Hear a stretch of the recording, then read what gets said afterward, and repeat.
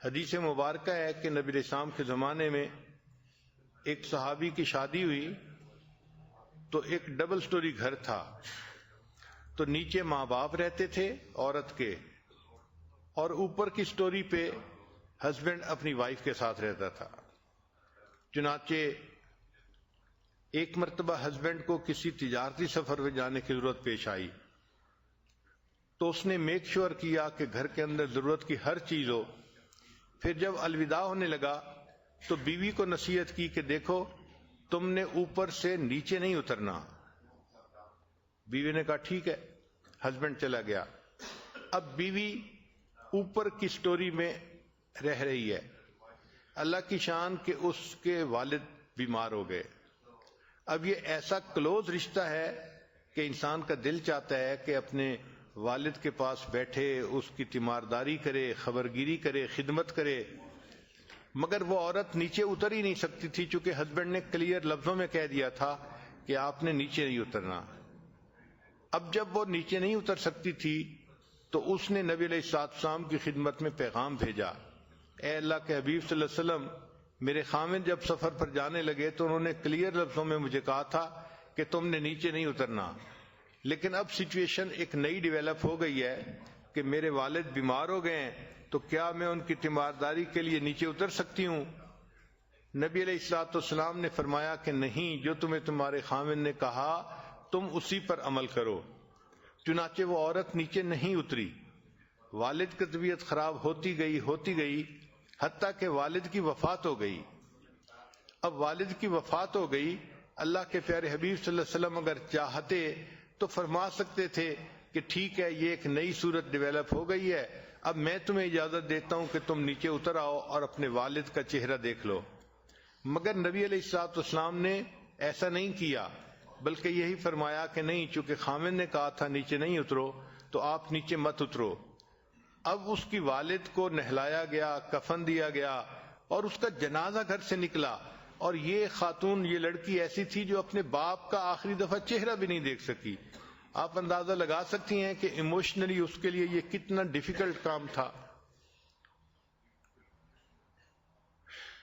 لیکن وہ صحابیہ تھی، اس نے نبی علیہ السلام کی بات پر عمل کر دکھایا اور اپنے خامند کی بات کو پکا رکھا، خود اوپر رہی، نیچے نہیں اتری۔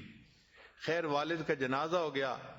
حدیث مبارکہ میں ہے کہ جب جنازہ پڑھ کے نبی السلام تشریف لائے تو نبی علیہ السلام نے اس عورت کو پیغام بھیجا کہ چونکہ تم نے اپنے خامند کی بات کی لاج رکھی اور نیچے نہیں اتری، تمہارے اس عمل کی وجہ سے اللہ تعالیٰ نے تمہارے والد کے تمام گناہوں کو معاف فرما دیا اور اس کو جنت عطا فرما دی۔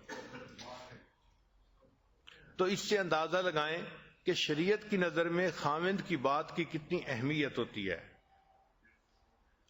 تو پہلا پوائنٹ ہے کمیونیکیشن صاف ہونی چاہیے اور بہتر ہونی چاہیے۔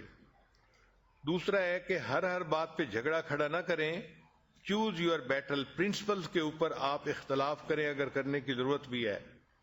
اور تیسری بات کہ اپنے خامند کی رسپیکٹ کریں۔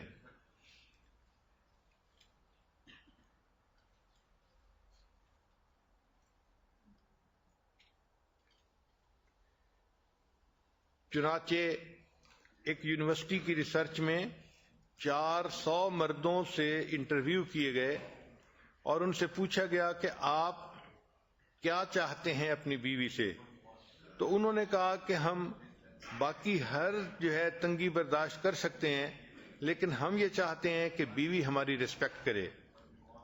جو بیوی اپنے خامند کی رسپیکٹ نہیں کرتی تو وہ پھر آٹومیٹک رشتہ جو ہے وہ ویک ہو جاتا ہے، کمزور ہو جاتا ہے۔ پھر چوتھا پوائنٹ ہے بی ایکسپٹنگ، کہ ایکسپٹ کرنا چاہیے، accept his position as head of the family. پہلی بات یہ نہ ہو کہ گھر کے چھوٹے بڑے ہر کام بس اپنی مرضی سے کرنے ہیں اور اپنے مشورے سے چلانے ہیں، اور خامند کی تو جیسے گھر میں کوئی اہمیت ہی نہیں ہوتی۔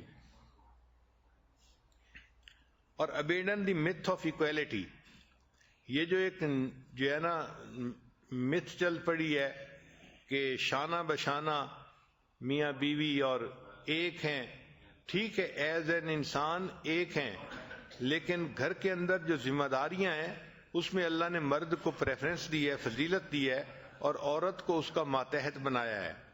حدیث مبارکہ میں ہے کلکم راعٍ وکلکم مسئول عن رعیتہ، تم میں سے ہر بندہ ایک چرواہا ہے اور اس سے اس کی جو ہے وہ رعیت کے بارے میں اللہ تعالیٰ قیامت کے دن سوال کریں گے۔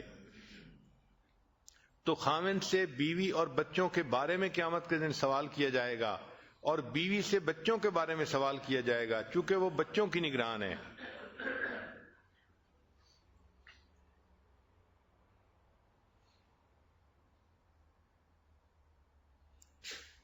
یہ 2014 میں ریسرچ شائع ہوئی اور یہ کتاب دنیا میں اتنی پاپولر ہوئی کہ اس کو بک آف دی ایئر کا ایوارڈ بھی دیا گیا، اور اس بک میں یہ مینشن کیا گیا کہ بیوی اگر چاہتی ہے کہ گھر آباد رہے تو اس کو چاہیے کہ وہ اپنے ہسبینڈ کی ریسپیکٹ کرے۔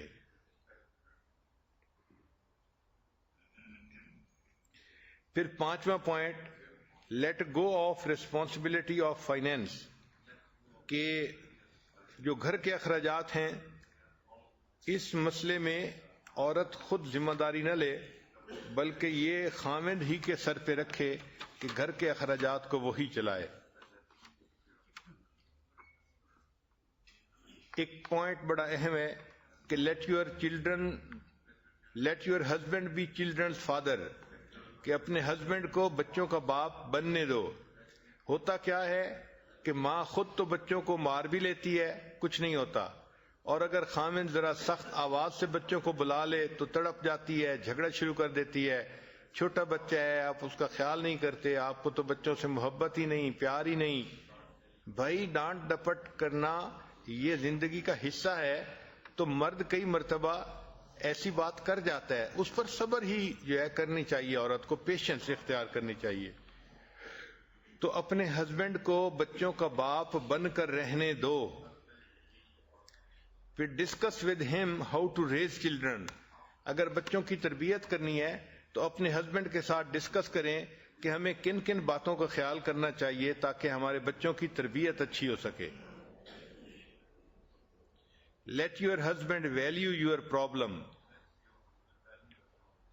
پھر اگر کوئی بات ہے تو try to understand the view point of your husband, اپنے ہسبینڈ کے ویو پوائنٹ کو سمجھنے کی کوشش کرو۔ کئی مرتبہ عورتیں جذبات میں آ جاتی ہیں اور اگلے کا ویو پوائنٹ سمجھنے کی کوشش ہی نہیں کرتی، بس جو ہاں کر رہی ہوتی ہیں اسی کے اوپر جمی رہتی ہیں۔ پھر ایک اور اہم نکتہ کہ be open minded in an argument, اگر کوئی آرگومنٹ ہو بھی گیا ہے تو اس میں اوپن مائنڈیڈ بات کریں، یعنی اگلے کا ویو پوائنٹ بھی سمجھنے کی کوشش کریں کہ اگلا کیا کہہ رہا ہے۔ پھر ایک اور اہم بات کہ برنگ اپ ایشوز ایٹ رائٹ ٹائم، اگر کوئی مسئلہ ڈسکس بھی کرنا ہے تو اس کو صحیح ٹائم پہ ڈسکس کرنا چاہیے۔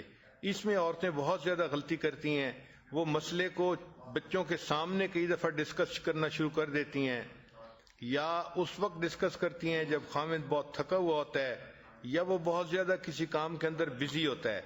یہ تینوں اوقات مسئلے ڈسکس کرنے کے لیے اچھے اوقات نہیں ہیں۔ جب بچے سامنے ہو، جب ہسبینڈ ٹائرڈ ہو یا ہسبینڈ بزی ہو، تو ان تین ٹائم میں کوئی مسئلہ ڈسکس نہیں کرنا چاہیے۔ جب وہ پاس بیٹھے ہے، ریلیکس ہے اور بچے بھی پاس نہیں ہیں، اس وقت مسئلہ ڈسکس کرنا چاہیے۔ پھر ایک اور نقطہ کہ ہیو ریئلسٹک ایکسپیکٹیشنز، میاں بیوی کو ایک دوسرے سے ایکسپیکٹیشنز جو ہیں وہ ریئلسٹک رکھنی چاہیے۔ Do not develop negative feelings,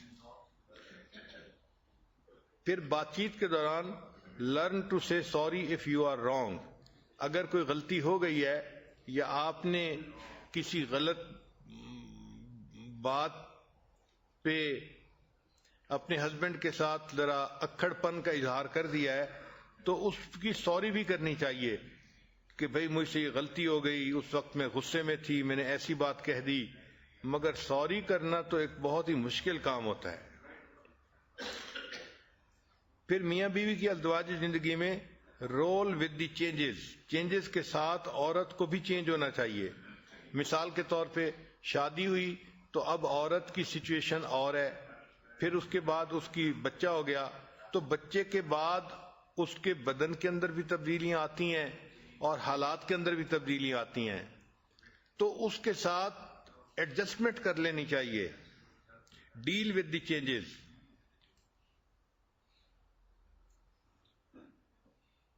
اور ایک اور بات کہ take care of yourself. عورت کو چاہیے کہ اپنا ضرور خیال رکھے.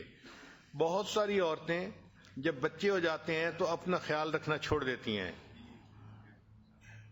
نہ ایکسرسائز کرتی ہیں، نہ اپنے کپڑوں کا خیال، نہ اچھائی صفائی کا خیال، اور بہت ہی بھدی پرسنالٹی ان کی بن جاتی ہے. اور پھر وہ کہتی ہیں کہ میں بیوی تو ہوں نا، اور بچوں کی ماں بھی ہوں اور گھر والی بھی ہوں. بھئی آپ سب کچھ ہیں، مگر خاوند کی نظر میں اچھا لگنا، خوبصورت لگنا یہ عورت کی ذمہ داری ہوتی ہے، اور شریعت نے اس کو جائز قرار دیا ہے. اس لیے عورت اپنے صاف ستھرا رہنے کے لیے کپڑے خریدے، جیولری خریدے یا کوئی پرفیوم خریدے تو شریعت مرد کو حکم دیتی ہے کہ وہ